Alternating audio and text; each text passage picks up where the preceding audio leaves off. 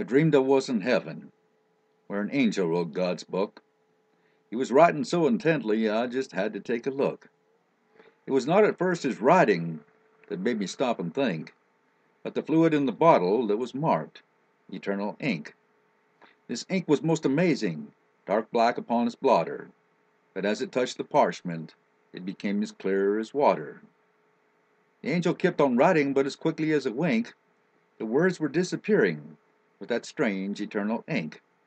The angel took no notice, but kept writing on and on. He turned each page and filled it, until its space was gone. I thought he wrote to no avail, his efforts were so vain, for he wrote 1,000 pages that he'd never read again. Yet as I watched and wondered that this awesome sight was mine, I actually saw a word stay black as it dried upon the line. The angel wrote, and I thought I saw a look of satisfaction. At last he had some print to show for all his earnest action. A line or two dried dark and stayed black as black can be, but strangely the next paragraph just became invisible to see. The book was getting fuller, the angel's records true, but most of it was blank, with just a few words coming through. I knew there was some reason, but as hard as I could think, I couldn't grasp the significance of that eternal ink. The mystery burned within me, and I finally dared to ask the angel to explain to me of his amazing task. And what I heard was frightful, as the angel turned his head and looked directly at me, and this is what he said. I know you stand in wonder at what my writing's worth, but God has told me to record the lives of those on earth. This book that I am filling is an accurate account of every word and action and what they do amount. And since you have been watching, I must tell you what is true.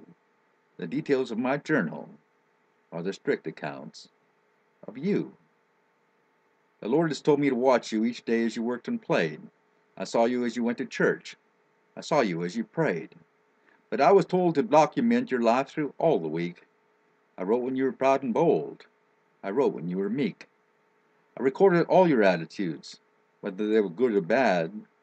I was sorry that I had to write the things that make God sad. So now I'll tell you the wonder of this eternal ink, for the reason for its mystery should make you stop and think. This ink that God created to help me keep my journal will only keep a record of things that are eternal. So much of life is wasted on things that matter not. So instead of me erasing smudging ink and ugly blot, I just keep writing faithfully and let the ink do all the rest, for it's able to decide what's useless and what's best. For God has ordained, as I write of all you do and say, your deeds that count for nothing will just disappear away. When the books are opened someday, as sure as heaven is true, the Lord's eternal ink will tell what mattered most to you. If you just live to please yourself, the pages will be bare, and God will issue no reward for you when you get there. In fact, you'll be embarrassed. You'll hang your head in shame, because you did not give yourself in love to Jesus' name. But maybe there will be a few recorded lines that stayed, that showed the times you truly cared, sincerely loved and prayed. And you will always wonder, as you enter heaven's door, how much more glad you would have been if only you'd done more. For I record as God sees. I don't stop to even think, because the truth is written with God's eternal ink. When I heard the angel's story, I fell down and wept and cried, for as yet I still was dreaming. I hadn't really died. And I said, "O angel, tell the Lord that soon as I wake, I'll live my life for Jesus. I'll do all for his dear sake. I'll give in full surrender. I'll do all he wants me to. I'll turn my back on self and sin, and whatever isn't true. And though the road seems long and rough, I promise to endure. I'm determined to pursue the things that are holy, clean, and pure. And with Jesus as my helper, I'll bring lost souls to thee, for I know that they will live with Christ for all eternity. And that's what really matters when my life on earth is gone, that I shall stand before the Lord and hear him say, 'Well done.' For is it really worth it, as my life lies at the brink, and I realize that God keeps books with his eternal ink, that my life should be focused on things that turn to dust? From this point on, I'll serve the Lord. I can. I will. I must. I will not send blank pages up to God's majestic throne, For where that record's going now is my eternal home. I'm giving all to Jesus. I now have seen the link. For I dreamed an angel wrote my life with God's eternal ink.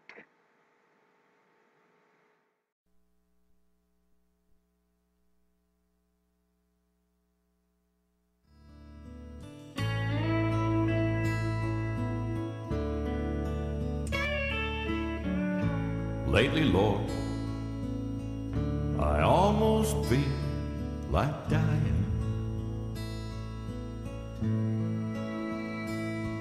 I wake up like a child alone at night.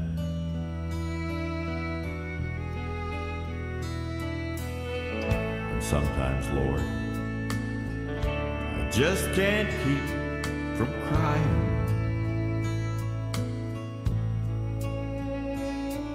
And I can't find the strength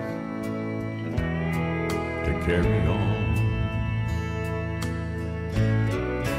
Jesus, it's me again. I'm on my knees again,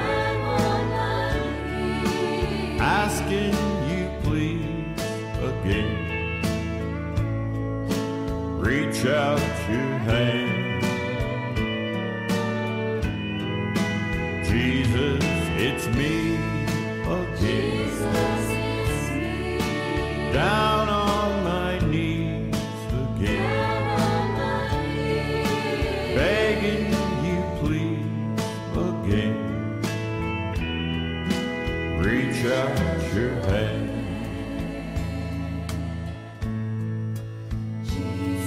It's me.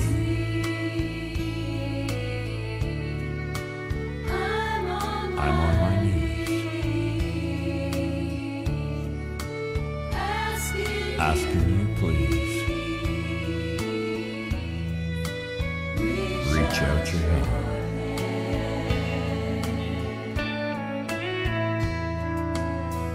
From time to time, I've tried to find a reason,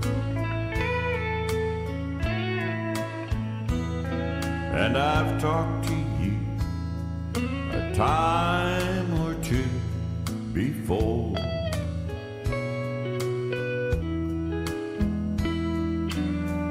But this time, Lord, it's more than I can handle.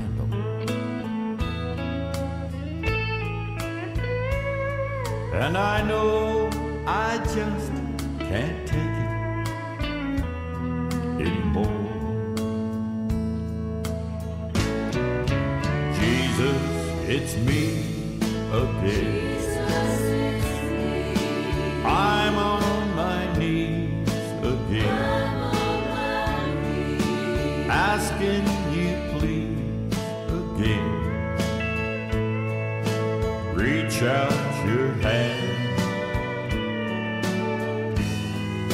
Jesus, it's me again. Down on my knees again, begging you please again. Reach out your hand.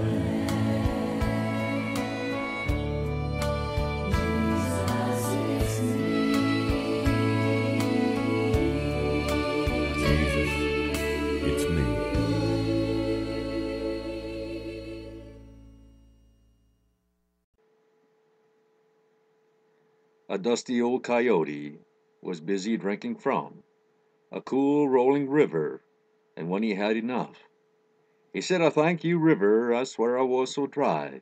If I hadn't been for you, I do believe I would have died." The river whispered softly as it leaned against the bank, "I'm glad that I could help you, but I'm not the one to thank. You see, I'm only a river, I'm not the one to praise.